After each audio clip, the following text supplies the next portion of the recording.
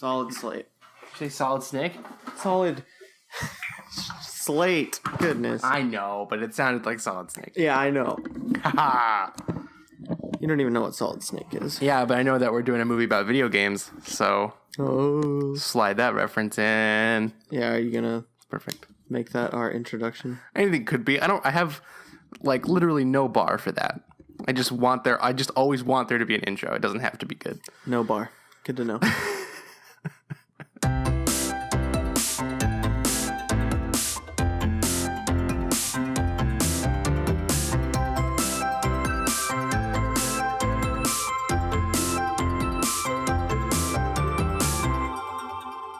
Welcome to Afterthoughts, everyone. This is a podcast where we rewatch movies, we compare our first and second impressions, and discuss a related topic. And today we've been doing it for a year.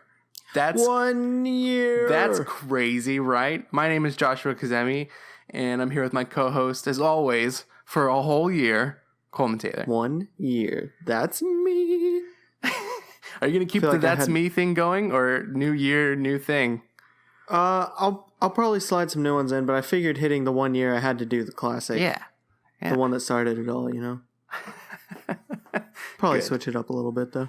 Oh, man. So, we're talking about one of our favorite movies today to sort of celebrate this milestone. What a milestone it is. We're talking about Scott Pilgrim versus the World. Scott Pilgrim! It's going to be a fun one. I think I imagine it's going to be extra giggly. We're usually giggly, but, you know, this movie is so great. Just because you said that, I'm now going to try and be stone-faced this entire episode and not laugh once. You can't do it. I can't. I already know that you can't. I know messed up. There it is. Love right the there. movie too much. Far too much. Whatever. This is a first impression, second impression podcast. You never know what could happen. You never know. That's true. Oh, boy. All right. So before we get ahead of ourselves, why don't you take us through the plot of Scott Pilgrim versus the World? All right. Let's go. Plot time.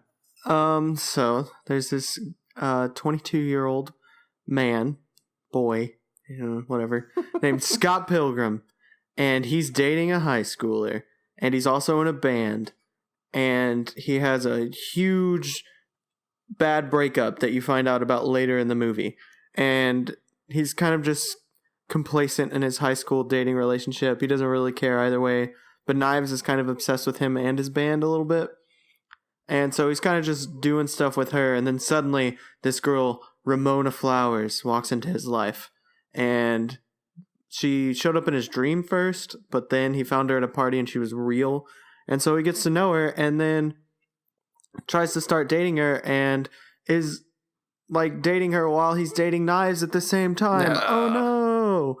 So then he ends up eventually breaking up with Knives and then finds out Ramona Flowers has 7 evil exes that he has to defeat. What a turn in the movie. And suddenly he's in a battle of the bands, and while in their first session of the battle of the bands, he gets attacked by one of her evil ex-boyfriends and learns of the league of evil exes that are trying to stop him and control Ramona's love life or something like that. Mm-hmm. And he has to defeat them all if he wants to date Ramona Flowers. All of this is set in the wonderful setting of Toronto, Canada. I don't know if that's where they really filmed it, but I'm guessing it is. And it's also got tons of video game homages, I guess, and all kinds of just comic nods and things like that, and it's wonderful. And that's the plot. And what a plot it is. What a plot it is. Man, love this movie. Love it. I think I might have mentioned this on the podcast briefly. That's another reason I think we're doing this, because we've mentioned Scott so many times. You know, it's time he gets his own proper podcast episode. But so I did not see this when it came out. I contributed to the problem of it not really doing well at the box office, and I apologize for that. But you better. I don't know. I don't even remember ever seeing trailers for it. It just kind of like came and went for me, at least. So my cousin and I, we were bored. It was probably during the summertime, and we decided to rent this movie on demand, and we watched it we loved it, and we like immediately watched it again. We were just like, that was great. Do it again. And so when you rent a movie, or I guess on this particular system, you had like 48 hours to watch it as many times as you want. So that's what we did. It was just on over and over again until we literally couldn't play it anymore because we just loved it. It was so funny and so fun. From that day, it was like day one, this is one of my favorite movies. So great. I did see this trailer and was instantly enticed by the trailer. But I will agree that I think it did kind of okay in the box office. It was more of the marketing that I thought was pretty much terrible. You didn't see too much in the trailer, just hints of what it was. And then even the like poster, it's Michael Cera like kind of like bending over his guitar while he's playing, or bass, I guess, while he's playing it. Yeah, that's the thumbnail for this episode, actually. Exactly. And so it didn't really tell you much about the movie, and so I feel like a lot of people didn't go see it, despite it doing okay in the box office. Mm-hmm. But, so I was already enticed when I saw the trailer and what it was about, even though it didn't give away too much. And this is one of the very few movies that far and above exceeded my expectations of going into it. Mm-hmm. I loved this movie when I first saw it. Me and my friend Ryan Larrabee went to go see it, and we sat down in the theater, and we laughed, I think, pretty much the entire movie. Yeah. Like, just almost every scene, we're still laughing at something that happened last scene, and then just kept laughing. And it's amazing that it's this funny, and also just the material that it is. And so I saw this movie 6 times in theaters. There you go. I said it out loud. Good for you. Part of it was that I loved it so much, but part of it also was that it was doing so bad, like people weren't going to see it. So I was like, I want to get people to go see it. And so I got everyone, like all of my friends, anyone who was like interested, I'm like, let's go see this movie. They need to make some money and let's do it. Amazing. So I saw it 6 times. That's great. So I guess that's true. It wasn't doing too hot at the box office. That's right. But it's done. It's obviously it's become like a cult film, and it's done really well on home video. And yeah, it sort of has become its own thing. And Edgar Wright, the writer director, has obviously had a great career, and is this didn't hurt him. So, but this was instantly, in case you couldn't tell, shot to one of my favorite movies of all time immediately. Yeah. Definitely. No questions about it. And I don't really remember when you and I sort of discovered that we liked it or that we loved it. It's in my memory. I know this is not correct or possible, but in my memory, it feels like we always knew. Like from the moment we met, we always knew that we loved Scott Pilgrim. I think it is something we learned about each other very early on, because I don't remember I don't remember it either. I don't remember a time of like not knowing that you loved this movie. I mean, maybe it's just because we quoted it all the time. It's probably true. And we just caught on really quickly, like, oh, that's Scott Pilgrim, so you're cool. In my head, I just remember it. I just imagine it being a magical moment when we finally found out we both loved this movie. Yeah. With like action lines, zipping around our heads and stuff. Exactly. So I don't know about you, but my impression this week was pretty much the same. So I'm going to try to break up a first impression of like that initial weekend, and then the second impression is like every other time since then, sort of compact into one. Okay. That's the goal. Go for it. Okay. So I remember not knowing who Edgar Wright. Well, that doesn't make any sense. I didn't know who Edgar Wright was when I saw Scott Pilgrim. I think maybe I had seen Shaun of the Dead, but definitely not Hot Fuzz, and The World's End hadn't come out yet. So, yeah, that's where I was with Edgar Wright. And I don't remember ever really thinking too much about the plot, really, or what the movie was doing sort of visually. What I liked about the movie was the humor, the timing, and the editing. Those are the things I picked up on and really, really liked. But it wasn't until subsequent viewings that I picked up on how great Edgar Wright is and what he does, his style, and what's happening plot-wise, and what's happening visually. So I'll talk about that in second impressions. But for me, the movie is so dense with so much stuff that for a while, I just focused on a couple of things. Yeah. And enjoyed it just on those levels. There are definitely things I picked up more on in later viewings, but that's the one thing I immediately, first time and all subsequent times, have always loved is how dense this movie is and how well Edgar Wright pulls that off. How much there is compacted into this movie, which is already kind of long. But even so being long, there's so much material in there. But how he pulls that off, specifically in transitioning from scene to scene, it's seamless. And I've always loved that from the very first viewing, just how you have this really tight, compact scene with all of these things, and it seamlessly transitions to the next one. There's like no waiting or like guessing. It's just like it's almost always something they said in the last scene applying to the next scene, and it's amazing. And I think it's so awesome how they pulled that off. And just how there's never like wide scoping shots of the city or giving me a feel of like where I am or the setting. And this is kind of more of later impressions, but I'll get into it now as well because it kind of ties into what I'm saying right now.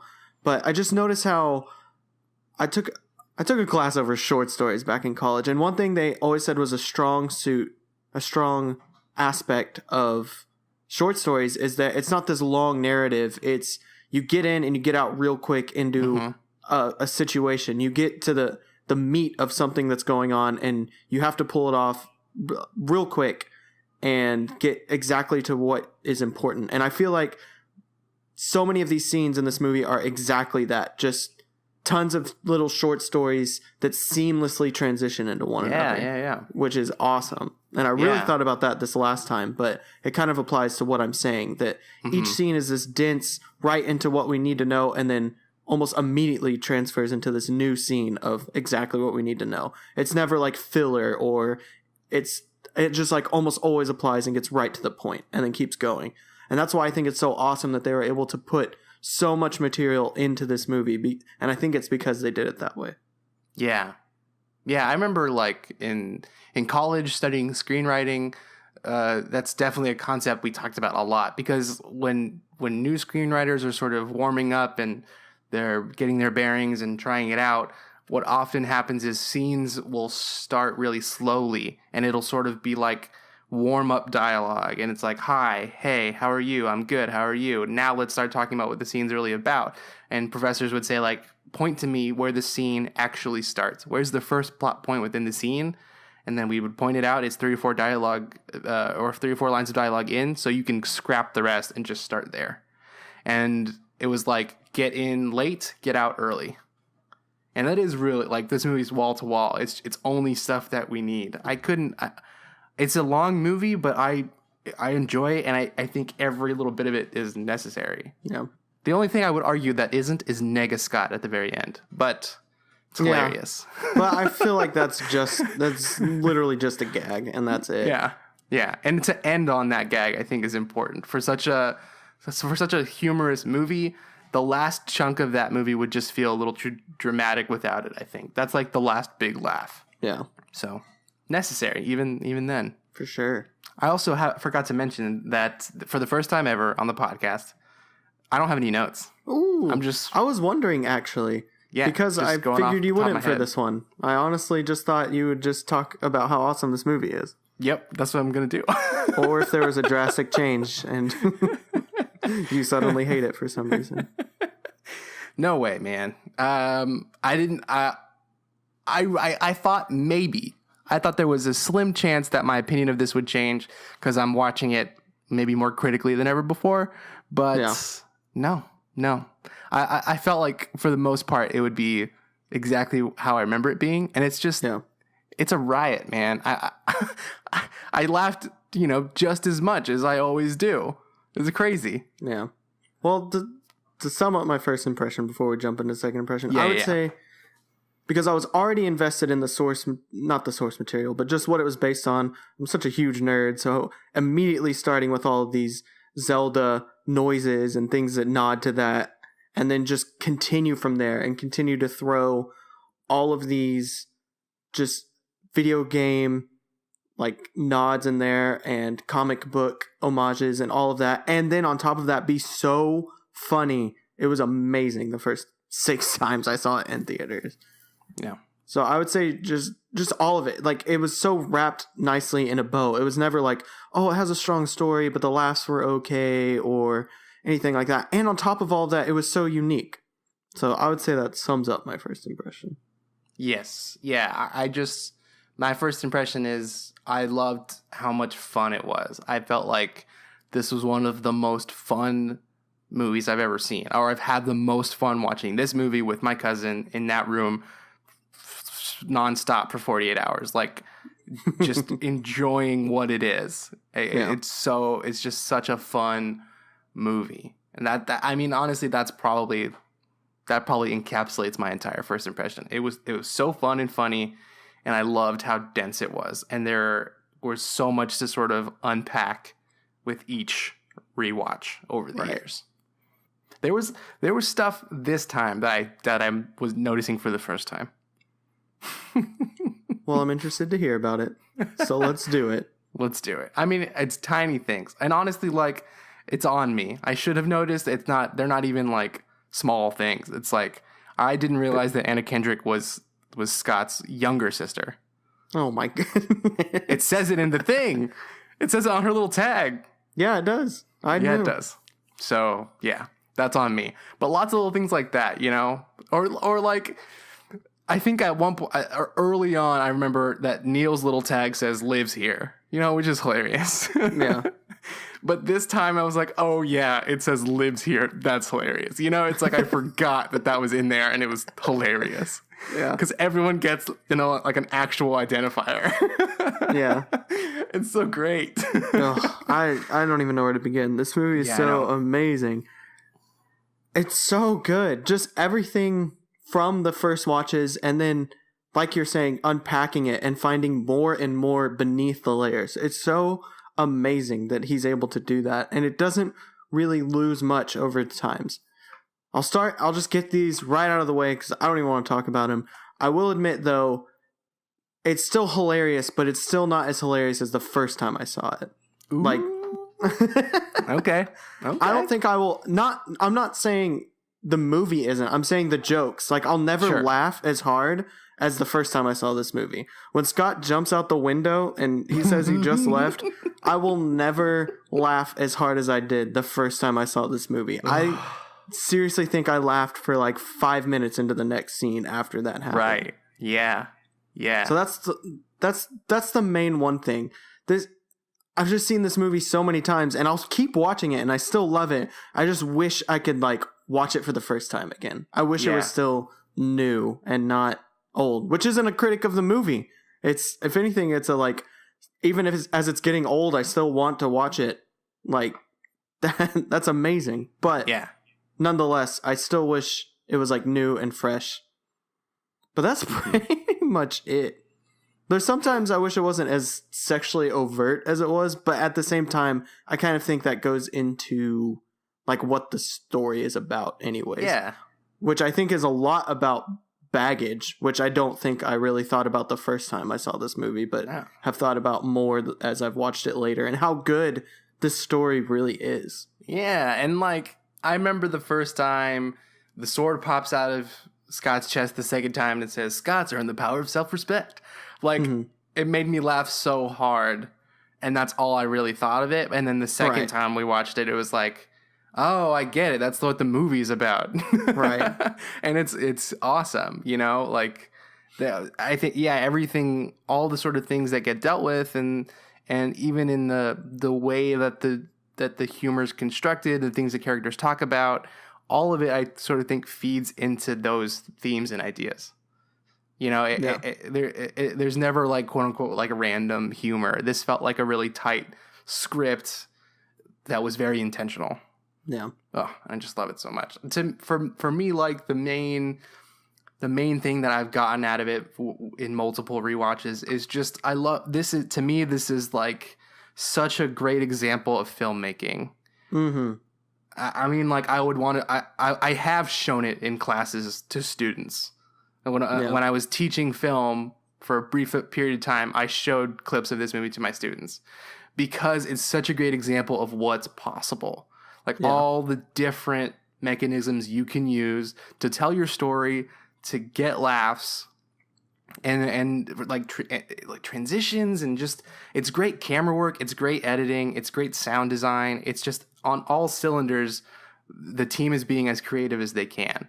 And it's just so refreshing, because most films sort of, they stay somewhere in this middle ground of like, we know what's good editing, we know what's good cinematography, and we're just going to stick to that instead of like pushing it like Edgar does all the time. Gosh, like so many comedies nowadays, it's just like, it's this point and shoot sort of cinematography, and it's a lot of improvisational comedy, because the pool of our comedians nowadays come from improv backgrounds. It's just like almost all of them have an improv background. So directors want freshness on the set, and actors improv all the time. That's what we get. That's what Anchorman is. But if you notice, if you watch that movie with no sound, there's nothing humorous going on with the way that it's shot. But if you watched Scott Pilgrim without the dialogue, there's plenty of visual gags, like Scott jumping out of a window, And it's not just like slapstick comedy either. The way that it's edited is humorous, and it's visual comedy. And it's just so refreshing, because no one else really does it, at least on Edgar's level. Yeah, I remember you mentioning that, and it's just shown more and more with each subsequent watch. Just that so much of the comedy we see now is almost purely dialogue. And while it's not purely, and even this movie has a ton of dialogue humor in it, it's also so steeped in just all kinds of visual humor, and just how the camera works, and what you can see in the shot, and what's off camera, and how they pull that together. He does an amazing job at making this movie, and it's just, every time it seems more and more impressive that you just have all of that in there. And it's so even good. It's even funny plot wise, like visually it's very funny. But the comedy doesn't just rely on that or on the dialogue or anything else. Like, if you just told someone what the story's about, like your plot summary, it's funny. It's funny that this kid has to defeat 7 evil exes in order to date a girl. Just that heightened sense of reality is funny. The plot alone, the source material alone, is humorous in nature, and it helps. I think it really does. And just how well developed for this silly movie about like dating and video games and comic books and all these silly things going on, how well the characters are developed, and you can see the things they've done and what they cause to each other. How Scott and Ramona really aren't that great. They've both done terrible things to people, and we even see some of them. We've seen everyone that Ramona's dumped. We see like what Scott has done to Kim, and I know she's supposed to be comedically like this, like completely angry face the whole time, but I think part of that is supposed to be like, hey, Scott really like made her angry, because it even at the end when Scott apologizes to her, she kind of smiles for the first time in the whole movie, so he clearly has at least some impact on her being angry.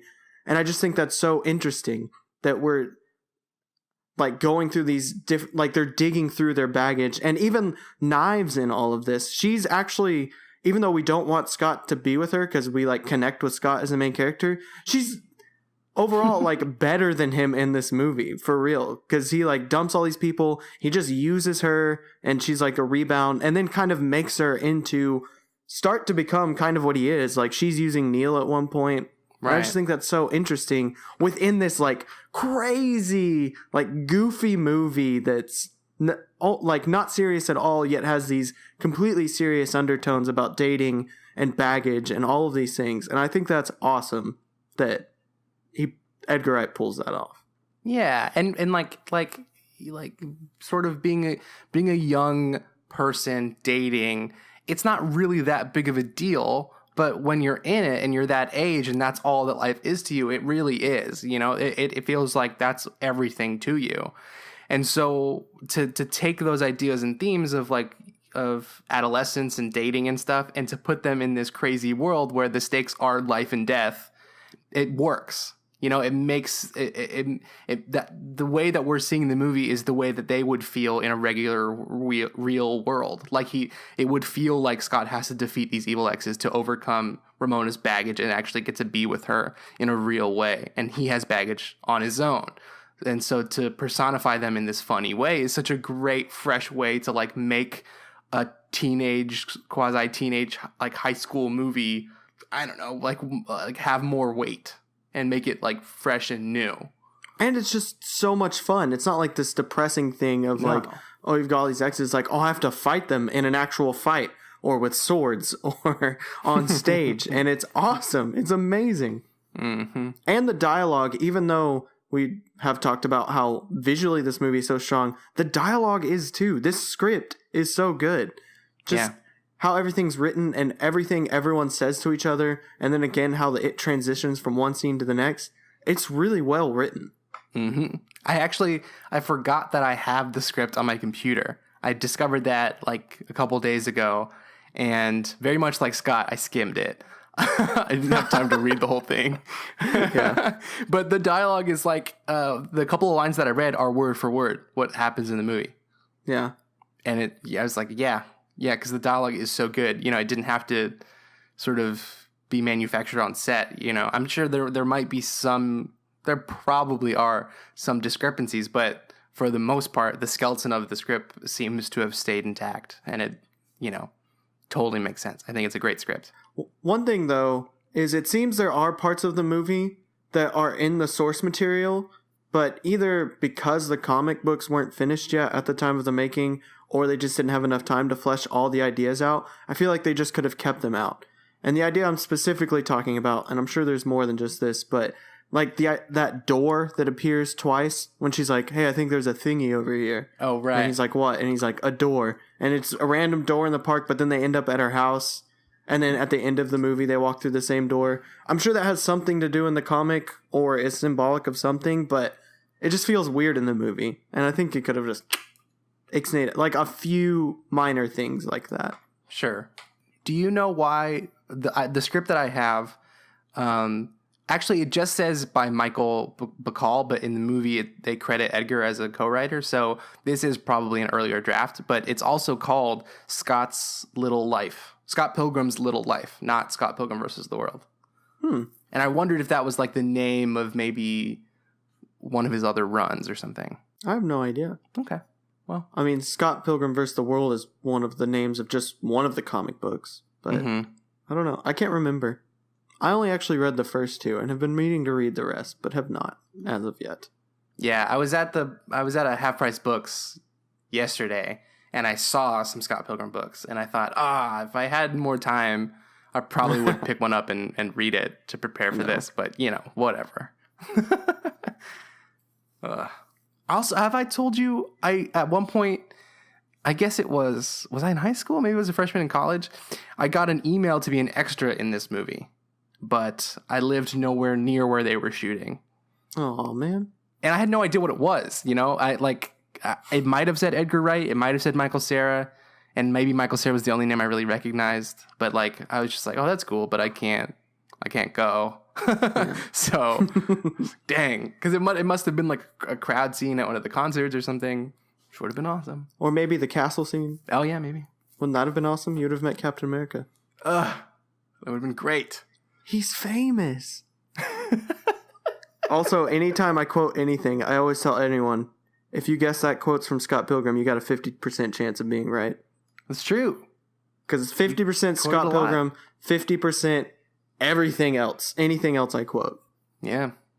Believe it. I quote this movie a lot. It goes back to the script. It's so quotable. It's really quotable. And it's just... we'll get to this towards the end, but I put out a Twitter poll, and usually, you know, they're not very serious in nature, as listeners might have come to know. But I was like, this one was so hard. I was racking my brain for like, which 4 quotes do I want to do? There's so many to choose from. So yeah, it's so fun to quote. No. Who's your favorite evil ex that he fights? It might be Chris Pine. I mean, I really like Chris Pine. Or not Chris Pine. I was about Chris to say, Evans. not Chris Pine. Excuse me. There's too many Chris's. Yeah, it might be Evans. It might be number 2. Right. He's hilarious. Those posters that they made in the movie that are only in it for like 3 seconds are hilarious. That's actually hilarious. It's just such a funny scene. I also like Matthew Patel a lot. I think it's Matthew Patel. It's such an important battle in the movie because it's the first, and it's like it really sets the tone. And I think Anna Kendrick saying "What?" It's like it's such a crucial moment of the movie. I think without it, a lot of it might fail for people the first time around. It really that whole at the end of Matthew Patel, it's like, oh, this is what this movie is, and it's gonna be great. Although if she hadn't said that "what," it would have completely changed that scene, though. Yeah, it really would have. I would have felt much stranger watching that scene if they hadn't added her saying "what" in there. Yeah, it's really a helpful moment, a very smart thing to include. Because we really resonate with her. Because if it had just suddenly broken out into this, like, I don't know, what is it, Bollywood kind of thing out of nowhere, just evil for this hipster chicks, demon hipster chicks. Yep. Excuse me. But because she says "what," and we're like, yes, it knows that this is a weird moment. Like, because we would have been confused. We would have been like, is this a weird moment or is this just like normal for this movie? But the fact that they know this is a weird moment, but it's also for this movie, and let the audience know that they know that. Amazing. Do you have a favorite Evil X battle? I think I'm going to go with Brandon Ruth. Yeah, that's a good one. I think it's just important because he's one of Ramona's exes, but then it's also Scott like getting over his ex at the same time. And it's also just a cool fight. Has a bass battle. You never see those. I know, and it's so fun. I love that bass battle. I know. There is one thing about it I noticed this time that was just a tiny bit disappointing. Not a big deal at all. But when Scott gets pushed back into the theater for the first time, and he starts playing the bass, and you don't see him, but you can hear him playing, and the D's start coming out of the building. It's just the letter D over and over again, but he's playing multiple notes. It's not just the D over and over again. But isn't that how it is throughout the whole movie? Maybe. I feel like that's not the only time D's show up. I could be completely wrong. Maybe you're right. I don't know. But I was like, I'm honestly surprised that Edgar didn't like insist that they notated out what he's playing. Yeah. I don't know. But yeah, it's an incredible scene. It's so fun. And I remember this time around I was thinking like, not only is it a cool thing to have a bass battle in a movie with 7 battles, and to differentiate them is like the fact that he was able to do that as a feat all on its own. But like within this battle, it's a bass battle, but it's true to these characters that he is better at it than Scott is. Yeah. That he's doing more intricate things on his bass, and Scott is doing sort of like grungy music like that he plays in Sex Bomb. Like, yeah. It makes sense for them to be playing the styles that they're playing, and they both still sound good. It's not that Scott sucks at the bass. It's just that he's less experienced and he has a certain style and he sticks to it. And in a movie that's not like an overt musical, I mean, it's not a musical at all, really. But that attention to detail about a musical sequence, awesome. And Scott's just not the best. He always bails on band practice and just leaves. So I think it's like saying that as well. Like, hey, Scott, you're really not as good. Or his bass parts are really easy. Yeah. Young Neil can just step in and do it. Yeah. And to give the smallest of arcs to even a character like young Neil. I know. Golly. You're now Neil. Just how everything in this movie is tied up is awesome as well. Yeah. Just, you have all of these things building up to that end, not just with Ramona and Knives, but even with his band and with everything else. Like, all of it is tied up so neatly. And then even better, like, when he goes and he's still learning things the first time he fights, and then pretty much everything gets unfolded in that first fight. And he gets to redo it because of his his extra life that he gets, which is awesome that they use this video game trope to have him get another chance, and then says all the things he should have said the first time. It's just so good. It's so good. I have 2 questions for you. Go on. So, first question. Do you like Scott as a character? He's all right. Okay. I don't think he's one of the strongest characters in the movie. Who do you think's the strongest character? Oh, I don't know. Knives or Ramona? Probably. Okay. I still think... It's so hard to say, though. I do think this is one of the best... I think it's the best Michael Cera role we have. Okay. I mean, he's a great Robin in Lego Batman. That's true. That's actually... I said that to my brother while we were watching it, and he brought up that one. I was like, you have a good point, sir. Yeah. Yeah. He is a I mean, great it's Robin. one of his best, I think, for sure. Yeah. Golly. I genuinely love the way that Scott is written. I like that he's kind of scummy. The salt of the earth, you know? That the movie's not afraid to like have your main character make some really dumb decisions and some things that are genuinely like mean and rude and selfish because it makes his journey more satisfying. But Scott's probably not someone I would want to hang out with. Maybe at the end, but definitely not for the majority of the movie. That's true. I do like his character arc and everything he goes through. Mm-hmm. But I still don't think he's the most memorable character of the movie. Sure. Although, something true about Edgar Wright, we can get into this a little bit later. I think it's true of his first 4 movies. Shaun of the Dead, Hot Fuzz, Scott Pilgrim, and At the World's End. Or just The World's End. That's Pirates, excuse me. At World's End is Pirates. The World's End is Edgar Wright. Anyways, I think it's true. I honestly never stopped to think about it because I don't want to distract it from the movie. But I think it's true that for each one of those movies, the main character is in every single scene. There's not cross-cutting with a B-plot without the main character in it. And I think Scott is in every single scene of this movie. I think so, too. Which is awesome. That's so cool. It really is. It's like every scene in your memory of the movie, Scott is in it. Even if he's not sort of the highlight of that moment, he's in it. Yeah. Awesome. I'm trying to... Yeah, no, I can't think of one scene that he's not in. No, I mean, even when Ramona is describing the past, she's describing it to him. Mm-hmm. So he's always there. It's really cool. Yeah. And I think it's true for those 4 movies. Anyways, we can talk about it more during the topic time. My second question is, should he have ended up with knives? No. Okay. And I've come to even more agree with that just because I think Knives is better than both Scott and Ramona. Yeah. Like when Wallace tells her, when he first meets her, you know, you're better than he is, or whatever he says. Yeah. You're too good for him. Yes. It's so true. It is true. She really is. You know, it's like foreshadowing almost. And like, that's what I was thinking, because she stoops to his level at one point because of him. Yeah. And that's why I don't think she should have ended up with Scott, because she really is better than him. And she only did that because of Scott. I think she's better without Scott. I think for me, like, for a while, I sort of debated about it.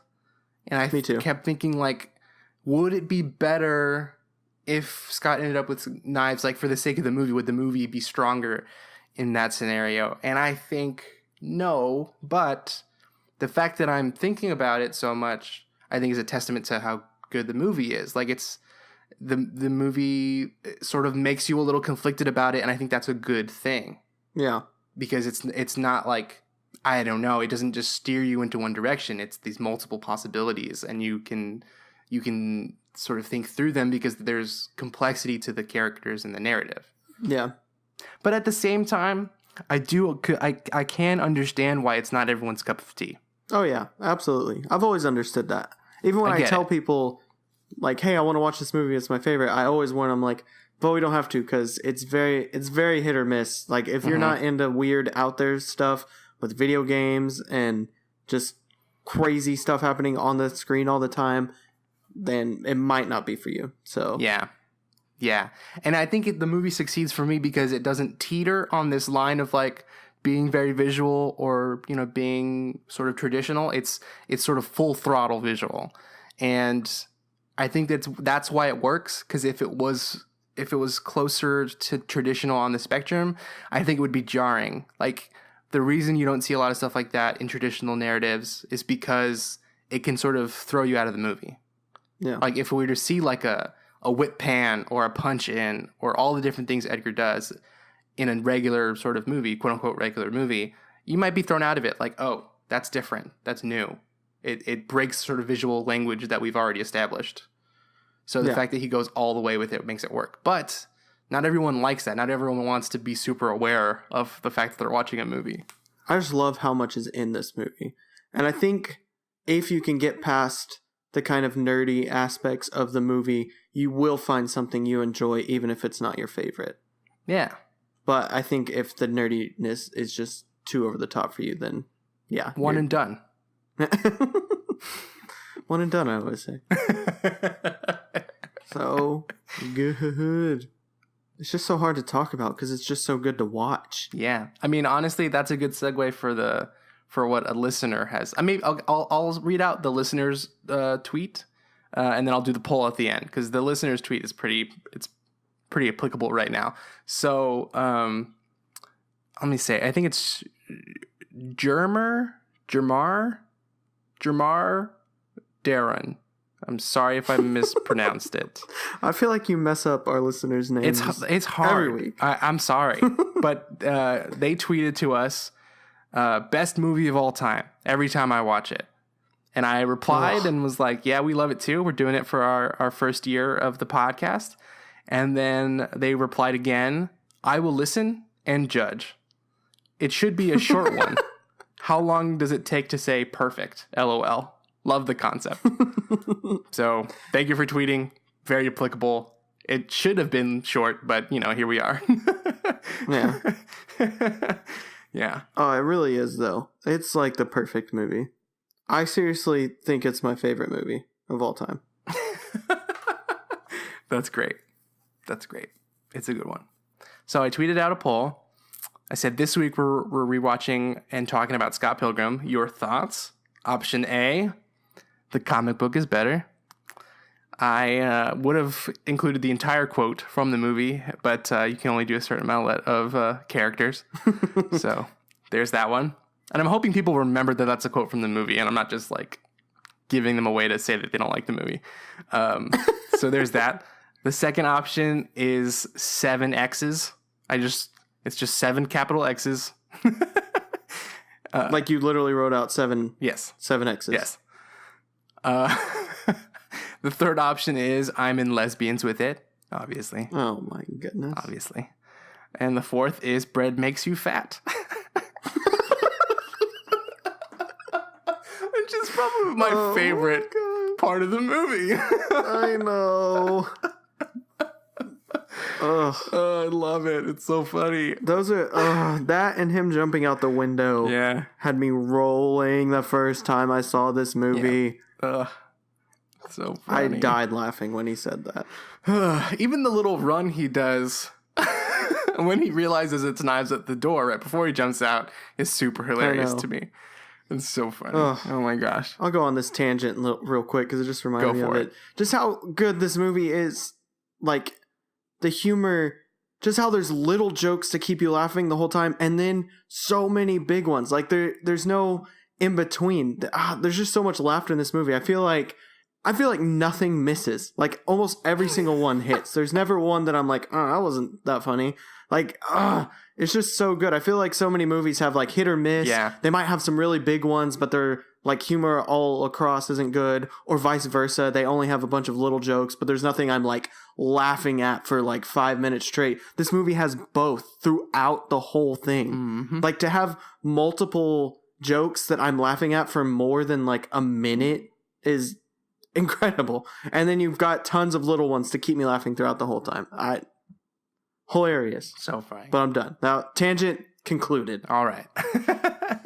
So the results. We got 14% saying the comic book is better. And again, I don't really know if that 14% didn't like the movie or like that quote from the movie. So this is a confusing poll. And I acknowledge way that. to go. Maybe you should make your polls more clear. 10% voted for the 7 evil X's. All right. All right. 24% voted for Bread Makes You Fat. Yes. And 52% of the people said that they are in lesbians with it. Woo! Boom. I agree with this poll. I concur. Yes. Although on my personal Twitter account, I voted for Bread Makes You Fat. Oh, come on. I couldn't help it. I had to for this one because it's just so funny. Bread makes you fat? It's so funny. Okay. All right. Topic time? All right. Topic time. Let's do it. Today we're talking about Mr. Edgar Wright. Edgar. Yes. A little late. Baby Driver. We could have talked about him earlier, but here we are. Yeah. So, I think I've seen all of his movies. Have you seen all of his movies? I think so. Shaun of the Dead. Let's see. Hot Fuzz. Scott Pilgrim vs. the World. The World's End. And Baby Driver. He's got a movie from 95 that I've never heard of or seen. A Fistful of Fingers. I'm sure it's great. Haven't seen it, though. So, all of his major motion pictures, I've seen all of those. Yeah, I've seen Shaun of the Dead, Hot Fuzz, Scott Pilgrim, The World's End, and Baby Driver. Is that it? Yeah. Just 5? Yeah. I've not seen them all. He's done some other work. He wrote a little bit of Tintin from 2011. He was going to do Ant-Man, which we'll get into. And like little things here and there. He's done like some cameos and stuff. Yeah. Yeah. And then he did Spaced, which was like, I think it was a BBC show with Simon Pegg and Nick Frost. And, I've seen like the first episode and it's really funny. I should go back and watch the whole thing. But from what I hear, it's great. And it sort of was the beginning of all of them working together. So seems worth checking out. So is Scott Pilgrim your favorite Edgar Wright movie? I was going to say, I didn't know how to sort of preface this. I feel like it's pretty clear for you and me that it is our favorite. Yeah, right? Absolutely. Okay. So, yeah, and I feel comfortable saying that. I think maybe there are moments in the Cornetto trilogy, which is Shaun of the Dead, Hot Fuzz, and The World's End, that maybe surpass what Scott Pilgrim is doing. But on terms of which movie I enjoy more, or which movie like of them is my favorite, it's definitely Scott. Why? Which one do you think surpasses it in some ways? I don't know. I really like. I think the character stuff with The World's End is very interesting to see that character go through all the stuff I've only seen it once. I wish I'd seen it more than once to really comment on it better. But like, I just remember feeling like at the end of that movie, what that character goes through and what the movie is saying is really interesting. And it's more like it made me think more than Scott does. That might be true. Like thinking about human nature and his character and what it means to sort of be human in a scenario where we're about to be taken over by aliens who don't quite understand human culture. And like just the speech that he gives at the end to that big alien in the sky about how humans are messed up and dysfunctional, all that stuff. And that's kind of what makes us who we are. Like those themes and ideas are really, really interesting. And I'm sure that if I rewatched The World's End, you would pick up on that theme more and more. Because one thing Edgar does really well is he sort of foreshadows throughout his movie what's going to happen or what the characters are going to deal with. Even in just like the conversations that they have and all that stuff. So, I don't know. I think there's some interesting stuff going on character-wise in all three of the movies in the trilogy. See, that might be true. Because I would agree. I think the ideas in The World's End are really cool. But specifically that you bring up The World's End, I think that's the weakest of all 5 of the movies. The ideas might be awesome, but I think there's so many other just holes in that movie, and I don't remember it being as funny as his other ones. I honestly think Scott Pilgrim really deserves it. Not just being biased. Out of all 5 of his movies, I think he pulls off the most in that movie. I think it's harder to find any weaknesses. Even if he has really cool ideas in The World's End, he still has cool ideas in Scott Pilgrim, surrounded by so many other things that are all strong. It's really hard to find weak points in Scott Pilgrim. Well, I think The World's End, you can more easily find weaker stuff, even if there's really cool ideas in it. Yeah. Do you not think? Which one do you think's the weakest then? It might be Baby Driver. Really? Yeah, I mean, I loved it, and I think it's great. Like, saying that it's the weakest of Edgar Wright's movies is not saying much at all. I think they're all really great movies. I know. But yeah, I think it might be. Like, I feel like there was a lot of cool stuff happening in Baby Driver, but I felt like I'd seen Edgar do it before. And I was sort of hoping for more new territory. I think he does sort of explore new things. Like, I think Baby Driver is his least comedic movie. It's certainly interesting to see him venture out into less comedic stuff. Although there are funny moments. But I just wanted him to... I was expecting it and hoping it to be more of a departure for him while maintaining his sort of visual style. But, like, you know, there's parts where Baby's listening to music and the action syncs up to the music, which is obviously very cool. But he did that in Shaun of the Dead in the first movie. Yeah. And obviously it's it's more in Baby Driver, and it's like full sequences that are more intricate than Shaun of the Dead's, but it still felt like he's expanding upon something he's done before instead of something completely new I haven't seen before. And I really love Edgar Wright for his visual comedy. And so that missing element of Baby Driver made me feel like this is great, but I like your other stuff better. But out of which movies are, I think, the best, I seriously...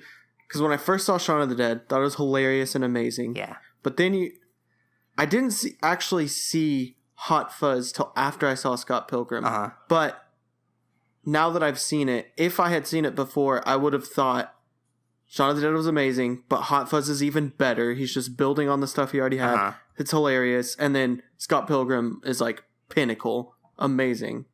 And then, I don't know, I was just let down by The World's End. I can't remember what. I think it would be a perfect podcast episode. Yeah, but let's do it. I just remember feeling it was lacking more than his other three for me. And then, so I don't know, it kind of just went to the bottom because of that. And I know that's really emotional and not very critical, but that's all I really remember about it. Yeah. And then Baby Driver just kind of brought it back up, but only because I remember not thinking The World's End was that great. Sure. Compared to his other ones. I think for me at least, expectation has a lot to do with it, because it's this guy he's this incredible filmmaker who's made lots of movies that I really, really enjoy.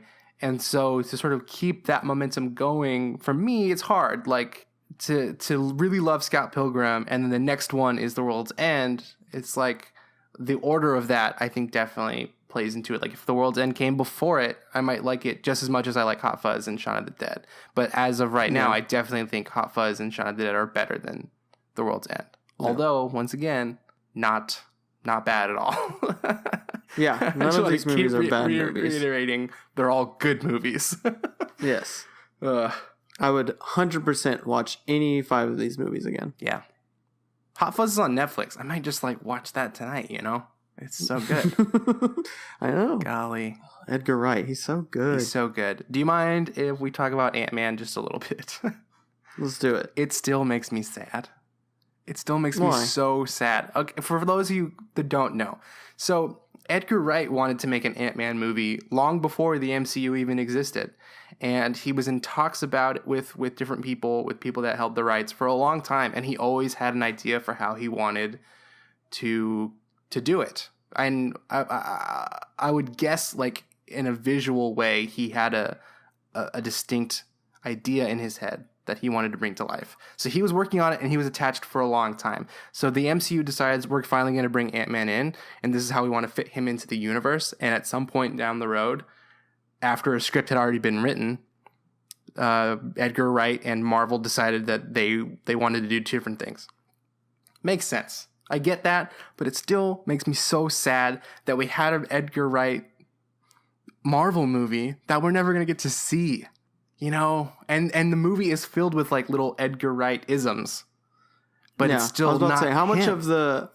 How much of Edgar Wright's DNA do you think is in that movie? There are definitely visual sequences that are carried over from Edgar's test reel that he showed at a Comic-Con years ago, like Ant-Man running on the barrel of a gun and pulling a guy's tie and then increasing back to size and flipping him over his shoulder. Like all that stuff is like shot for shot what was in that Comic-Con reel.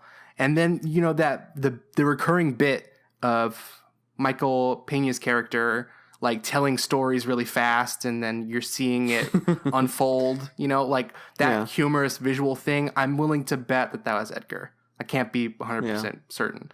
But those are like the two sort of big things in my mind that are like, though I could definitely see Edgar sort of envisioning that. But I really want to see what a wall-to-wall Marvel MCU Edgar Wright movie would have been like. And it makes me so sad that it's not, that's not what we got. And I still really enjoyed Ant-Man, Yeah. But it just was like this tug of war between like, wanting to see what Edgar would have done with it. Makes me sad. Yeah. That's it. We don't need to talk about it any more than that. No, I agree, though. I would have loved to see that movie. Yeah. Which I still liked Ant-Man a lot more than I thought I would. Yep. And I still think a lot of that is going to be attributed to him at least having a part in that. Yeah. Because it's true. I think a lot of it is visual and his visual style specifically. But yes, I think it would have been awesome to see, like you said, wall to wall, what it would have looked like. Mm-hmm. So sad. Something we'll just have to dream of. Now, I wanted to bring this up too, because I think it's interesting. Have you heard of the movie Paul from 2011? No. It's Simon Pegg, it's Nick Frost, and they have to deal, I haven't seen it, but they have to deal with an alien who is voiced by Seth Rogen. Does that ring any bells? No. Not at all?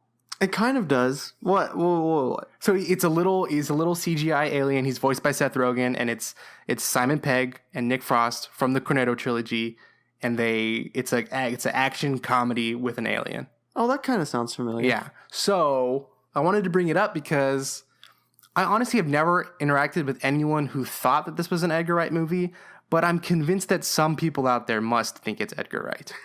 Right? I mean, it's an action comedy with the same two leads. Yeah. And it's written by Nick Frost and Simon Pegg. Edgar Wright had nothing to do with it. But I imagine that like the sort of, I don't know, maybe someone who's a little more than a casual moviegoer who has seen a lot of movies, but maybe he's not tapped into like the Hollywood Reporter or whatever, like might not know that one is not Edgar Wright. See, I barely even remember that. It just sounds familiar, but I don't remember anything specific about that movie. Yeah, I never actually ended up seeing it. But, because I don't remember a ton of people talking about it or anything like that. Did it get like super low percentage? I don't think it did. I think it did okay. I don't think it did anywhere near, what Edgar's movies do. But let me check. Let's see. 71%. Not bad. Okay. Well, there you go. And even the consensus on Rotten Tomatoes says it doesn't measure up to Pegg and Frost's best work, but Paul is an entertaining, albeit uneven road trip comedy. Never. So I don't remember anything about this movie. I want to watch it. I'm super familiar. Curious. It also has like Jason Bateman and Kristen Wiig and Bill Hader in it, so it's a funny cast, and I would like to see it. But I probably would be sort of handicapped because the whole time I'd be thinking like, yeah, it's not as good. Yeah, not as good. Well, you glad you cleared the air? No one is ever going to be confused about that now. Don't do it. Don't be confused. Just like how no one who listens to our podcast will ever be confused about planes being a part of Cars and Pixar. Not. Except for I still think it is a part of Cars, just not Pixar. Yeah, it's true. We all done with Edgar? I think we're done with Edgar. He's fantastic. He's great. I hope he keeps making movies because I'll keep seeing him. Yep. So fun to watch. I appreciate the guy so much for making movies the way that he does, and I hope he keeps doing it. For real. Should we move on to our second topic time? Let's do it. What? First time. Second topic time. Let's do it. So we're just briefly going to sort of recap our first year of the podcast. It's been a year. We've been at it for a while. Pretty fun. I don't even know, man.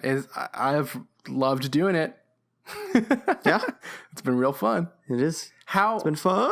How has the podcast sort of changed you as a viewer? In some ways great, and others not. Are you just super critical of everything now? Yeah. Even when you don't want to be? Yeah. I think Alex hates it too, because sometimes I'll be like, that's not real. That would never happen. And she's like, just watch the movie.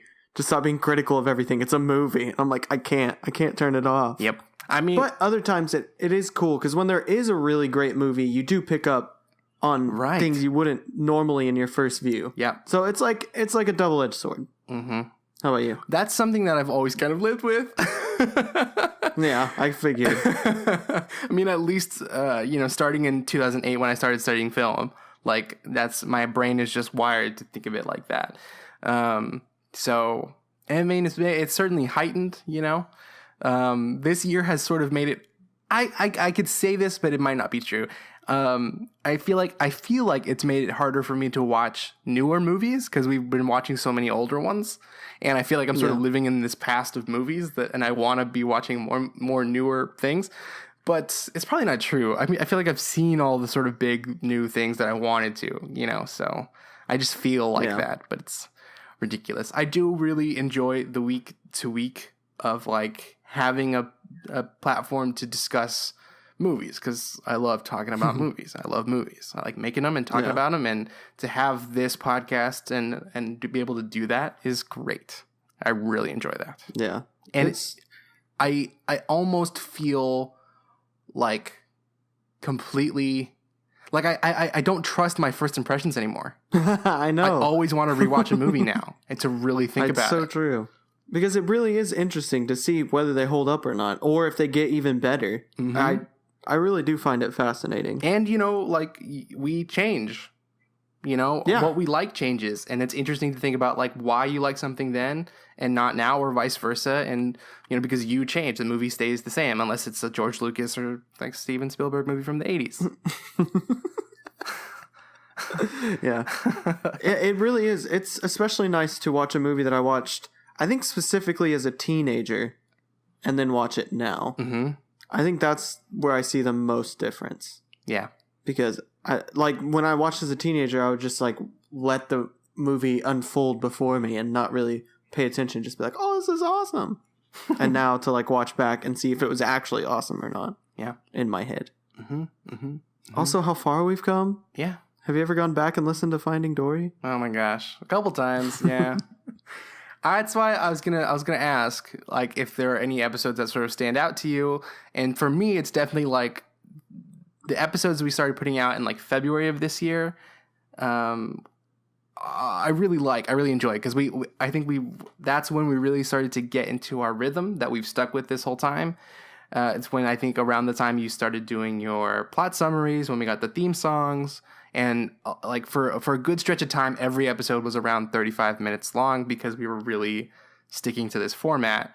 And I just really like everything from like, let's see, it's like Mystery Men and Galaxy Quest, John Wick, Lego Movie, all the way up until like, I don't know, probably like Garden State and Furious 7. Like all those movies, all those episodes are around the same length. And we really started to get the format down. And that's when I was like, this is great. Yeah. I really like what we're putting out there. Yeah. I agree that I think that's certainly a point where I was really happy with how we were doing it in the format. But I really think the first episode early on that I was like, oh, this is awesome, was Star Trek Into Darkness. Yeah. And I know that's one of our first episodes, but that was the first one where I was really like, wow, things really can change. Yeah. Like things can be really different from when you first see them. And even though I certainly don't think it's our best episode, it was the first one that really showed me what this podcast is like and what you can find out from it. Yeah, I think that'll always be one of my favorites. Yeah. Just wish it sounded better. I know. It sounded better and our format was down and everything. Yeah. But yes, I certainly like what you were saying, how we've got this format down now and it flows so much better. Yeah. For sure. Yeah.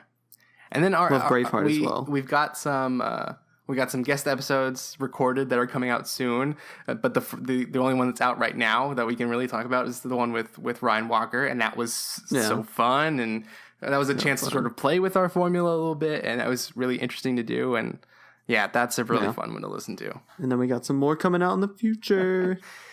There's a couple episodes that I regret my sort of opinion, I guess.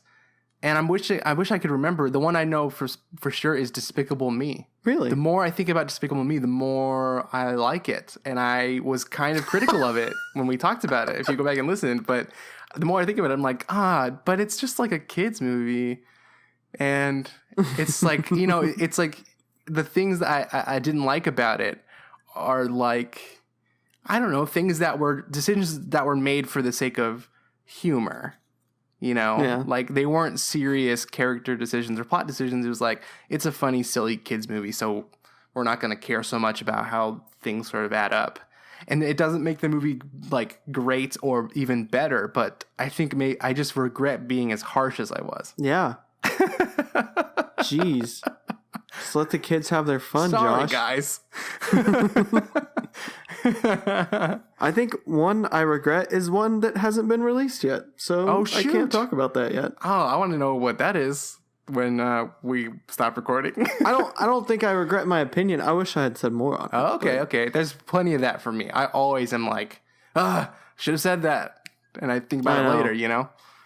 I know. It's crazy. I regret any That's always the episode worst. where we recorded right after I watched the movie. And that's happened like a handful of times. Yeah. I always regret those. Yeah. Like Superman Returns. I watched that like moments before we hit record or something like that. Bad idea. Really? Something like that. It was like real close. And it was like not a good idea. I still like that one. It was fun. Yeah. I like tearing the Superman character to shreds because I don't think he's a good character. Absolutely. One day we'll have a good Superman / Clark Kent. Oh well, I've loved doing this podcast. It's a lot of fun. Yeah. Can't wait to keep doing it. Yeah. Love talking movies.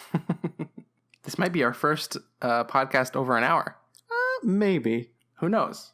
I still have to edit it, so I don't know right now, and I won't know, but we'll see. It could be. We'll see. I try really hard not to do that. Yeah. So, but you know, it's a special one, so maybe. Yeah, 1 year. You don't have to keep listening if you don't want. You can turn it off right now if you wanted. Yeah. Because I think we're probably about done anyways. Yeah. Should we wrap it up? Yeah, let's wrap it up. All right. Thank you, everybody, for listening for a year. How crazy. Flew by so fast. We really appreciate everyone who's taken the time to write a review, to subscribe, to leave us a rating, to tweet at us, to give us feedback in real life. Those of you that know us and have gone out of your way to text us or call us or tell us to our faces that you like the show. Thanks for doing that. It's so great. I don't even want to like plug stuff like I usually do at the end of every episode. I just want to say thank you to everybody for listening. It's been such a blast. We really appreciate all of you that listen. If you listen to one episode, great. If you listen to all of them, great. Thank you for doing that. We really enjoy doing it. Absolutely. Thank you, everyone, for listening. Thank you for all your feedback. Like Josh said, we love doing this, and we're so happy that you listen and you love listening to us talk about movies, and we're going to keep doing it. So thank you. All right. Theme music to play us out.